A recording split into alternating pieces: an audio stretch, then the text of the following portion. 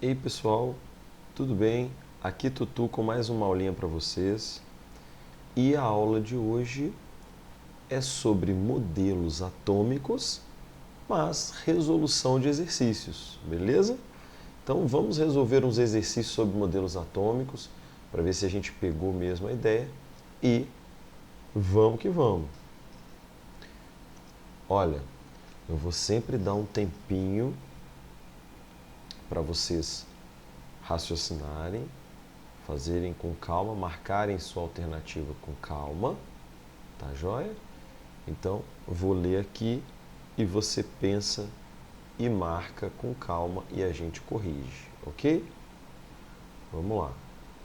Exercício 1. Estamos no exercício 1. No fim do século XIX, começaram a aparecer evidências de que o átomo não era a menor partícula constituinte da matéria. Em 1897, tornou-se pública a demonstração da existência de partículas negativas por um inglês de nome. E aí? Quem foi o descobridor das partículas negativas? Me fala o nome da partícula negativa aí. Qual o nome da partícula negativa que tem no átomo? Tem? Elétron, não é? Então, estamos falando do elétron. Este cientista que foi o descobridor do elétron, eu vou dar umas dicas aqui, hein? Ele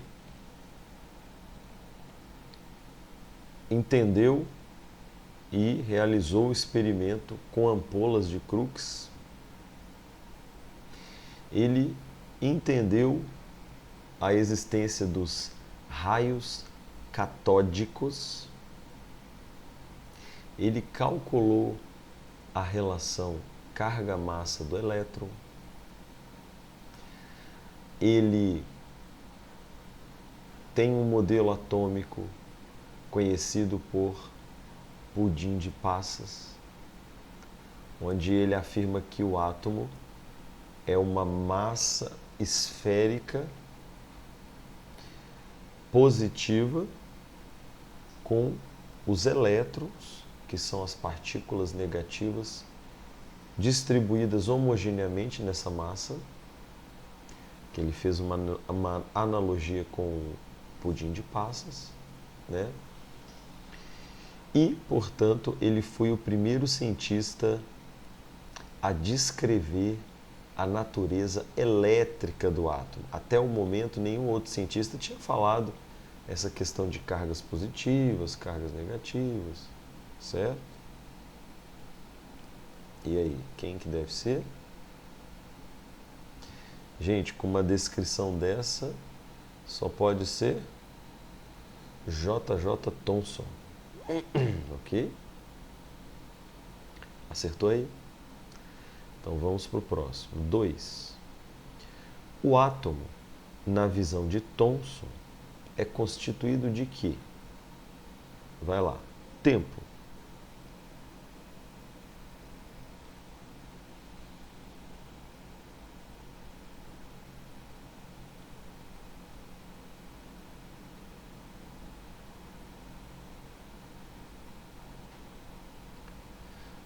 Olha só. O átomo, na visão de Thomson, é constituído de, letra A, níveis e subníveis de energia? Será que Thomson já havia falado de níveis e subníveis? Será que ele chegou nesse ponto? Esses níveis e subníveis são da eletrosfera, né? Thomson mencionou a eletrosfera, será? Pois é, vamos ver. Letra B, cargas positivas e negativas. O átomo é constituído de cargas positivas e negativas? Letra C, O átomo é constituído de núcleo e eletrosfera? Thomson chegou a falar sobre essa diferenciação de núcleo e eletrosfera? E aí? Letra D, que o átomo é constituído de grandes espaços vazios? Bom, para ter grandes espaços vazios, o modelo dele teria que ter uma eletrosfera, né? E, por último, que o átomo é constituído de orbitais? Será que ele chegou a falar de orbitais? Acho que orbital é uma teoria bem mais moderna, né? Bem mais recente. E aí? Gente, acabamos de falar. Thomson foi o pioneiro em falar de cargas elétricas no átomo. No modelo de Dalton, Dalton havia dito que o átomo era eletricamente neutro, né? E Thomson confirmou que o átomo é eletricamente neutro. Só que ele descobriu partículas negativas no átomo. Então ele concluiu que para o átomo ser eletricamente neutro, ele tinha que ter partículas negativas, mas tinha que ter uma parte positiva para compensar a parte negativa e zerar as cargas. Daí surgiu a massa esférica positiva e as partículas negativas distribuídas, né? Mas Thomson foi o primeiro a mencionar essa natureza elétrica do átomo, de ter carga positiva, de ter carga negativa. Perfeito? Então, só pode ser letra B de bola. Ok? Vamos pro próximo. Olha lá. O átomo de Rutherford foi comparado ao sistema planetário. O núcleo atômico representa o Sol e a eletrosfera representa os planetas, né? Fazendo aí uma analogia. Eletrosfera é a região do átomo que... Vai lá, pensa aí, um minutinho para você.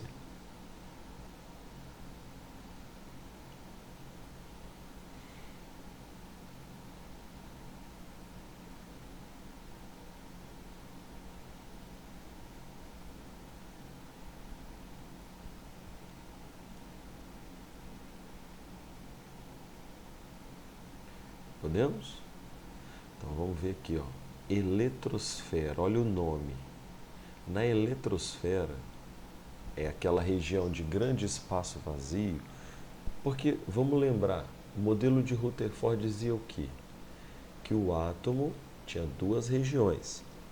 Um núcleo muito pequeno, positivo e muito denso, concentrando quase toda a massa do átomo.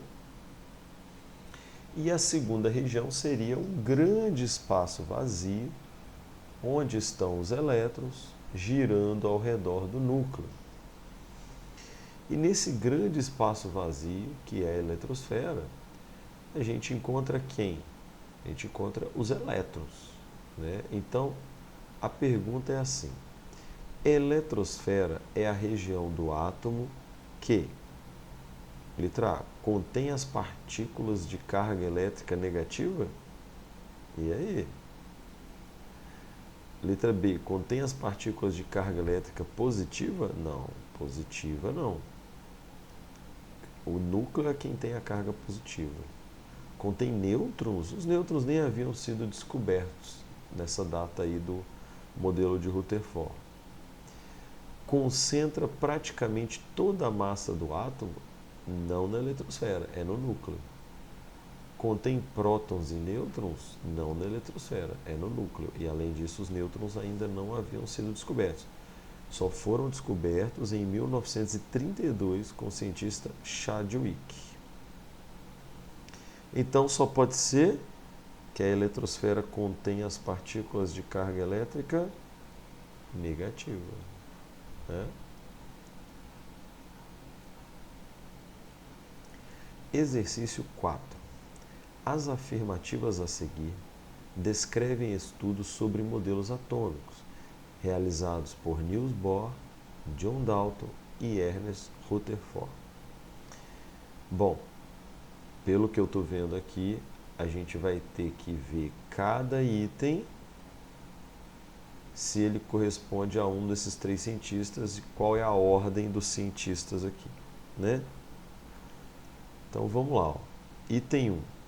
Partículas alfa foram desviadas de seu trajeto devido à repulsão que o núcleo denso e a carga positiva do metal exerceram. Quem trabalhou com partículas alfa, gente? Qual foi o cientista que trabalhou com partículas alfa? Que utilizou o polônio radioativo, que emite partículas alfa, que fez o experimento conhecido como espalhamento das partículas alfa ou bombardeamento da lâmina de ouro. Quem foi esse cientista? Olha lá, partículas alfa foram desviadas do seu trajeto devido à repulsão que o núcleo denso e a carga positiva exerceram. E aí, gente? Só pode ser Rutherford. É ou não é?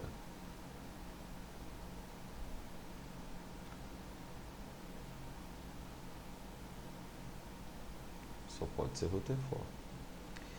Item 2. Átomos, esferas indivisíveis e permanentes de um elemento são idênticos em todas as suas propriedades. Átomos de elementos diferentes têm propriedades diferentes. Eu disse a vocês que às vezes aparece nos exercícios uma teoria que parece muito óbvia, muito lógica, né?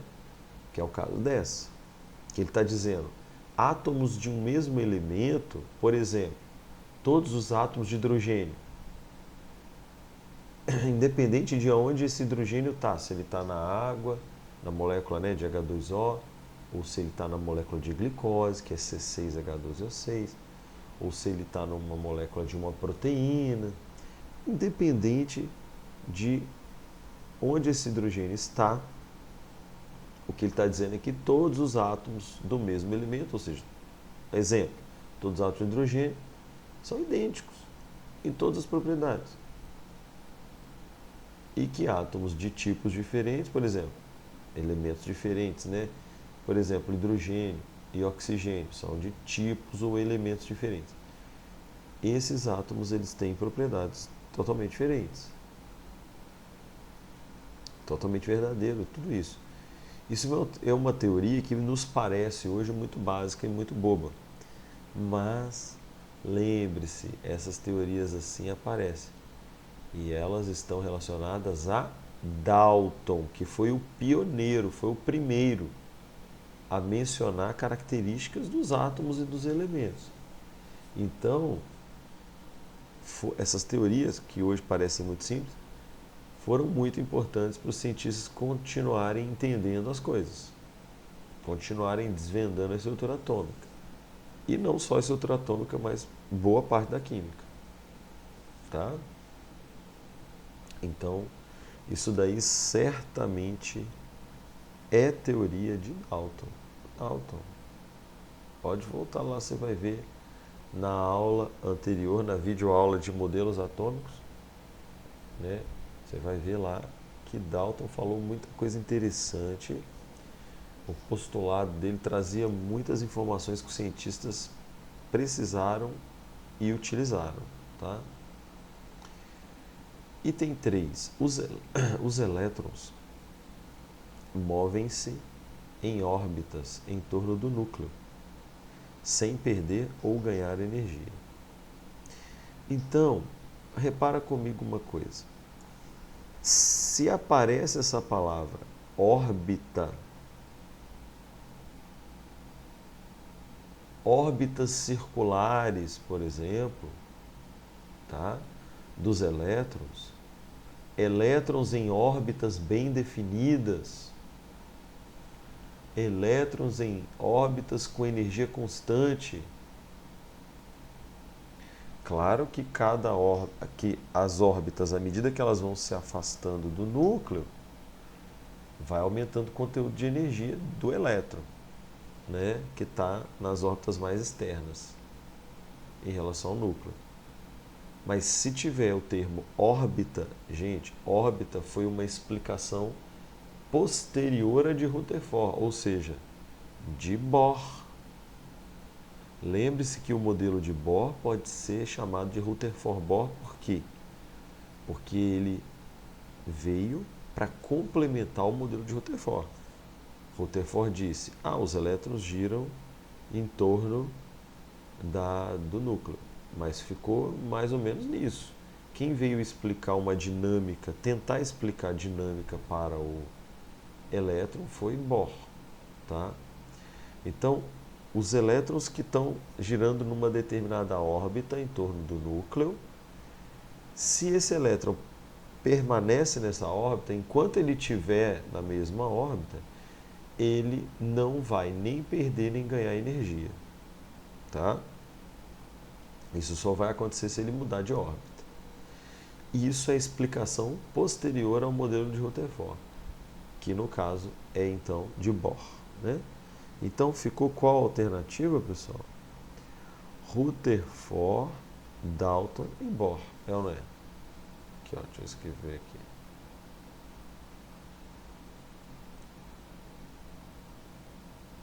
Certo? Então vamos para a próxima. De acordo com o modelo atômico de Bohr, elétrons, olha aí, giram ao redor do núcleo em órbitas específicas. Preste atenção, se aparece a palavra órbita, camada, nível de energia, é Bohr com certeza. Tais como os planetas giram em órbitas específicas ao redor do Sol. Diferentemente dos planetas, os elétrons saltam de uma órbita específica para outra, ganhando ou perdendo energia. Como é o nome disso? Como que é o nome disso? Salto quântico. Então, os elétrons saltam de uma órbita para outra, ganhando ou perdendo energia. Qual das afirmações abaixo está em discordância com o modelo proposto por Bohr? Vamos lá. Qual não diz respeito ao modelo proposto por Bohr? Vai lá. 1 minuto.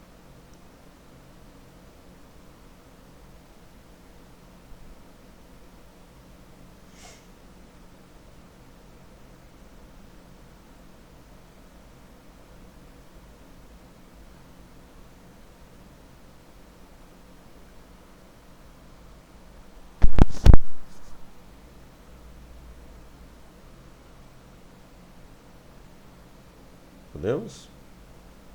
Olha só. Deixa eu lembrar uma coisa. Aqui está o núcleo.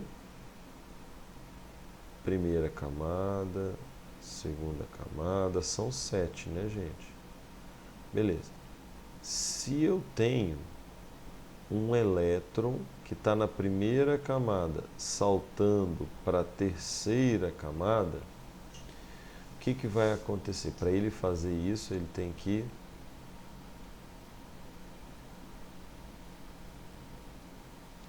absorver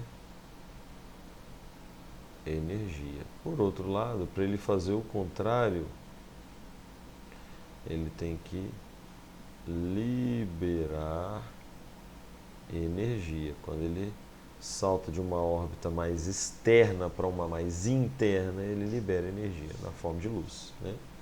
Então vamos lá. Qual está em discordância, hein? Que não está certo. Ao saltar de uma órbita mais próxima do núcleo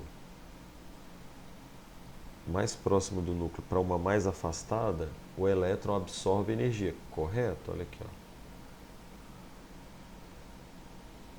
Letra B. Ao saltar de uma órbita mais afastada do núcleo para outra mais próxima, o elétron emite energia. E isso é o que nós falamos aqui, ó. Tá certo. Letra C. Dentro de uma mesma órbita, o elétron se movimenta sem ganho ou perda de energia. Tá certo. Né? Letra D. Qual o processo... Vou colocar assim, ó. Certo, certo, certo. Qual o processo no qual o elétron absorve energia suficiente para escapar... Não. O processo no qual o elétron absorve energia suficiente para escapar completamente do átomo é chamado ionização.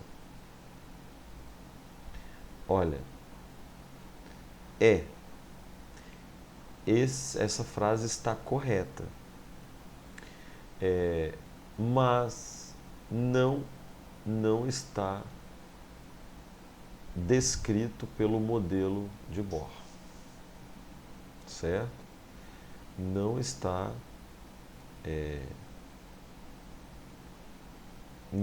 previsto pelo modelo de Bohr.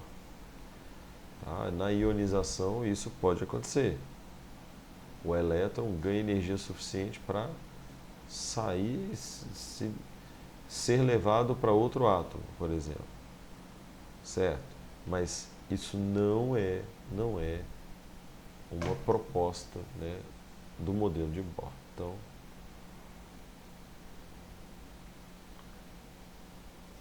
agora, olha essa letra E. O modelo proposto é aplicado, o modelo de Bohr, né, é aplicado com êxito somente ao átomo de hidrogênio? Sim, e isso tem a ver com o modelo de Bohr. Bohr estudou essas propostas que ele fez, foram com base no estudo apenas do átomo de hidrogênio. E aí depois, quando foi ser testado em outro átomo, com maior número de camadas e elétrons, a história não foi a mesma. Por isso que o modelo de Bohr não é o último proposto correto, certo? Então, o átomo de hidrogênio, ele só tem um elétron. Então, ele tem uma dinâmica mais simples, né?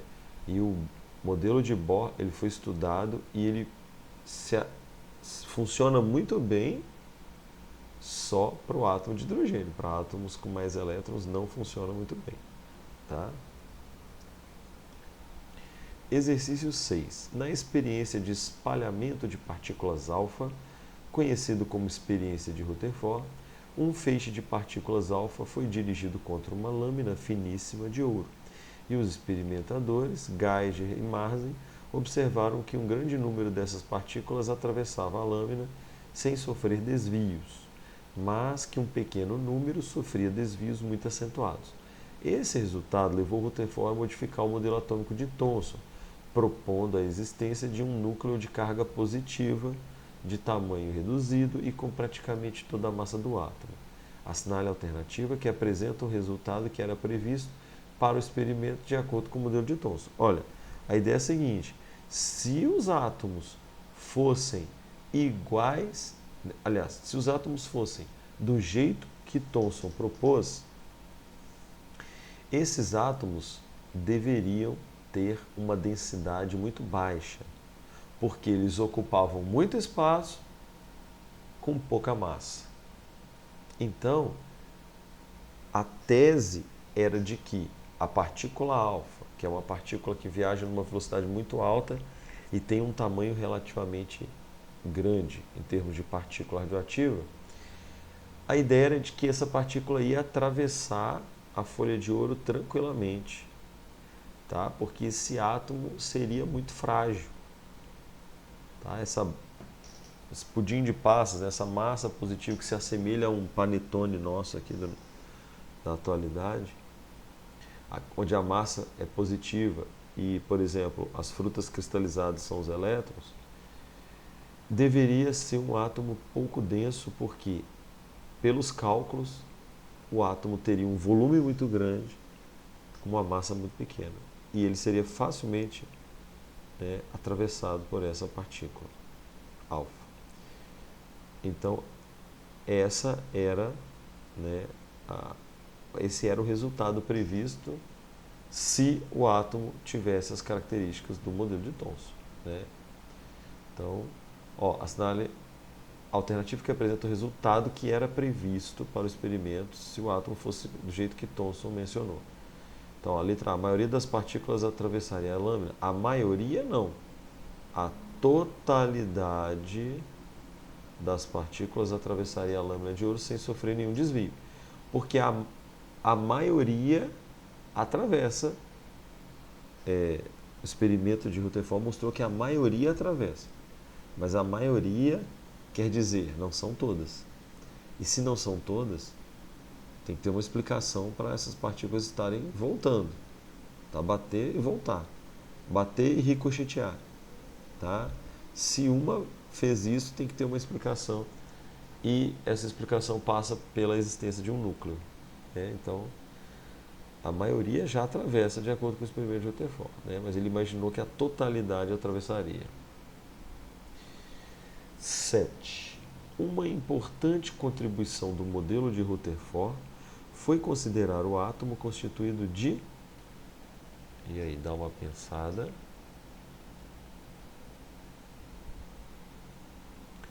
Uma contribuição do modelo de Rutherford foi considerar o quê? Pense aí, 30 segundos para você.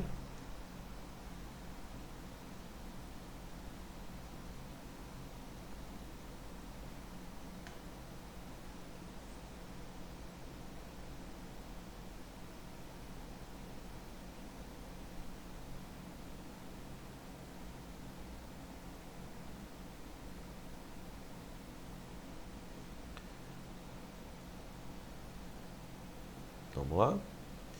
Contribuição importante do modelo de Rutherford. Letra A. Elétrons mergulhados numa massa homogênea de carga positiva. Não, isso está parecendo o modelo de Thomson, né? Isso aí é Thomson. Vamos anotar aqui para você não esquecer. Elétrons mergulhados numa massa homogênea de carga positiva. Thomson. O nome dele escreve assim mesmo, tá? Uma estrutura altamente compactada de prótons e elétrons. Altamente compactada? Não, isso é o contrário. E nenhum cientista falou isso. Porque Dalton pode até ter falado de uma estrutura compactada, mas não falou de prótons e elétrons de jeito nenhum. Letra C. Um núcleo de massa desprezível comparada com a massa do elétron? Como assim um núcleo de massa desprezível? O modelo de Rutherford dizia que o núcleo era extremamente denso e concentrava quase toda a massa do átomo. Então, nada a ver. Letra D. Uma região central com carga negativa. Ixi, dançou bem aqui, ó. Chamada núcleo? Não. Letra E. O núcleo tem carga positiva. Letra E. Um núcleo muito pequeno de carga positiva cercado por elétrons. É óbvio que é essa, né, gente? Vamos e ganhamos. Exercício 8. Assinale a afirmativa a seguir que não é uma ideia que provém do modelo atômico de Dalton. Qual dessas aí alternativas não, cuidado, não é uma ideia que provém do modelo atômico de Dalton? Vai lá. 30 segundos para você. Acho que eu falo 30 segundos, mas eu não espero 30 segundos não, né? Eu imagino que não.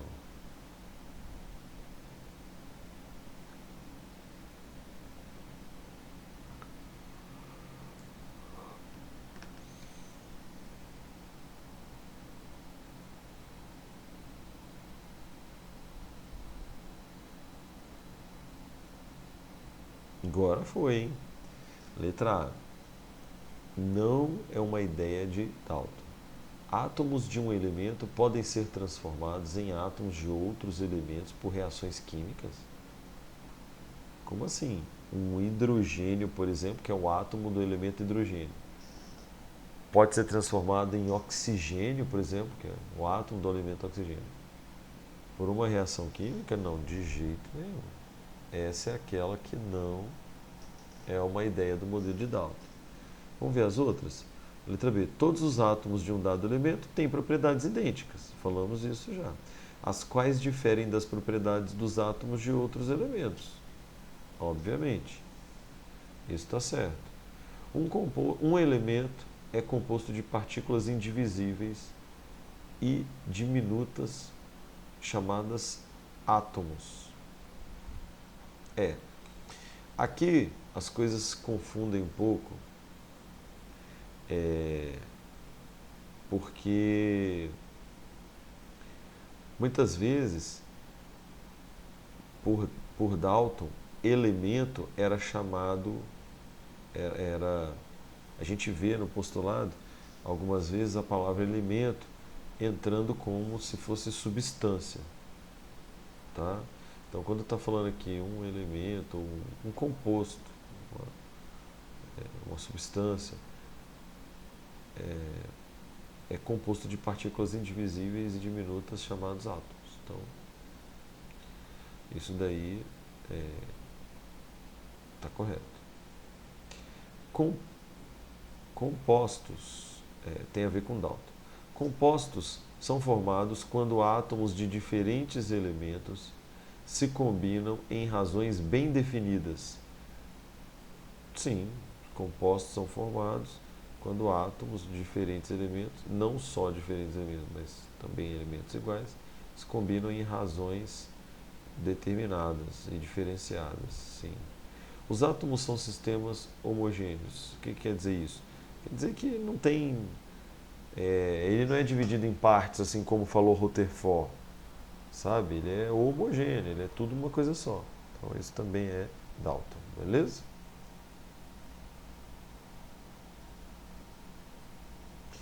Exercício 9. Thomson determinou pela primeira vez a relação entre a massa e a carga do elétron. Já falamos isso. Que pode ser considerado como uma descoberta do elétron. É reconhecida como uma contribuição de Thomson ao modelo atômico. Vamos lá. O átomo ser indivisível? Não, pelo contrário. O Thomson ele traz a ideia de átomo divisível, mas não no sentido de partir o átomo no meio, no sentido dele ser constituído de partes. Tá? A existência de partículas subatômicas, foi o primeiro que mencionou a existência de elétrons, de partículas subatômicas, ou seja, menores que o átomo, certo? De subdivisões do átomo. Então, estamos aí com a letra B. Os elétrons ocuparem níveis discretos de energia, não, isso é, níveis de energia é o quê? É quem, gente? Bohr. Os elétrons girarem em órbitas circulares, Bohr de novo. O átomo possuir um núcleo com carga positiva e eletrosfera, duas regiões, Rutherford. Beleza? 10. O modelo probabilístico utilizado para o problema velocidade e posição do elétron é uma consequência do princípio de... Gente, o problema velocidade e posição do elétron, ele vem de uma teoria, né, de um princípio da incerteza. Princípio da incerteza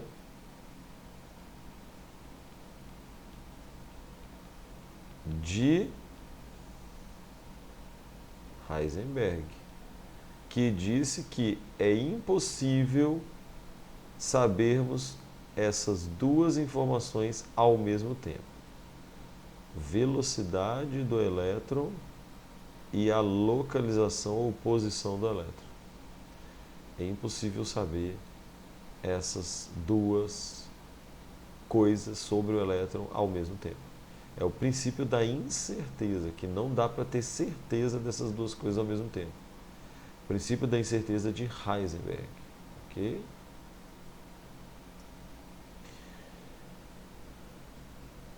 Exercício 11.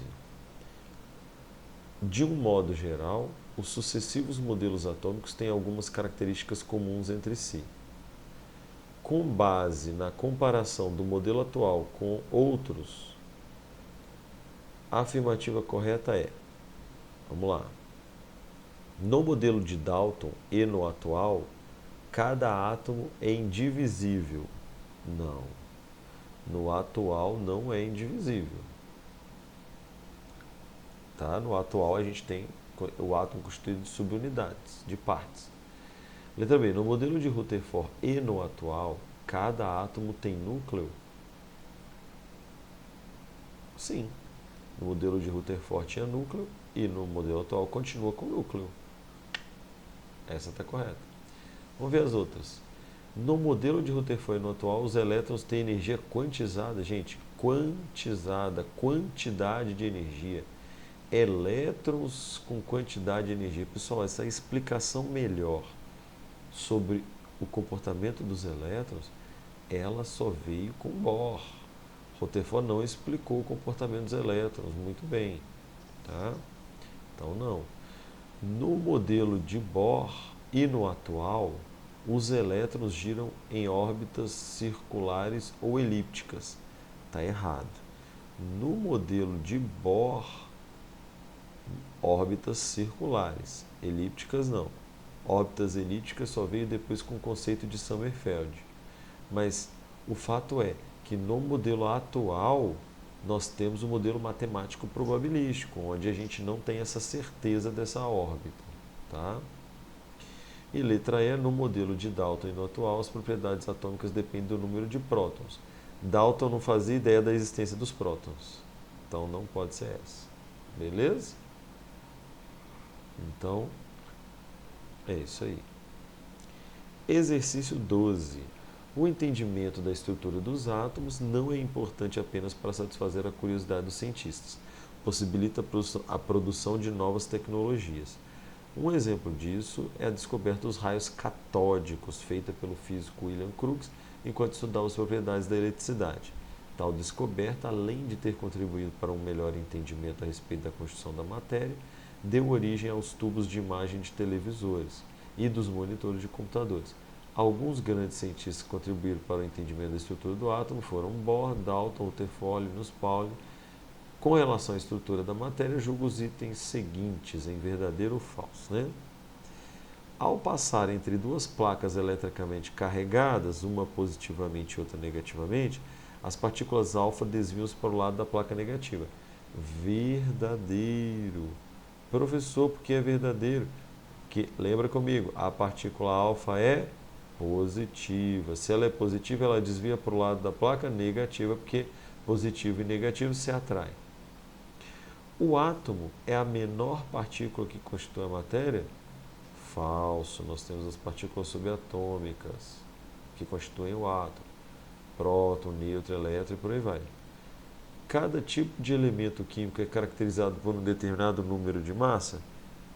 Falso. O tipo de elemento químico é caracterizado não pelo número de massa, mas pelo número atômico, que é o Z, que é o número de prótons. O modelo atômico que representa o comportamento do elétron na forma orbital é o de Rutherford-Bohr. Forma orbital quer dizer, aqui no núcleo, os elétrons giram em órbitas. É isso que ele quer dizer com forma orbital. É o modelo Rutherford-Bohr? Sim, verdadeiro. Lembrando que modelo de Bohr é a mesma coisa que modelo Rutherford-Bohr. Beleza? Então, pessoal, é hora de dar tchau. Vou ficando por aqui. Obrigado pela participação e até a próxima.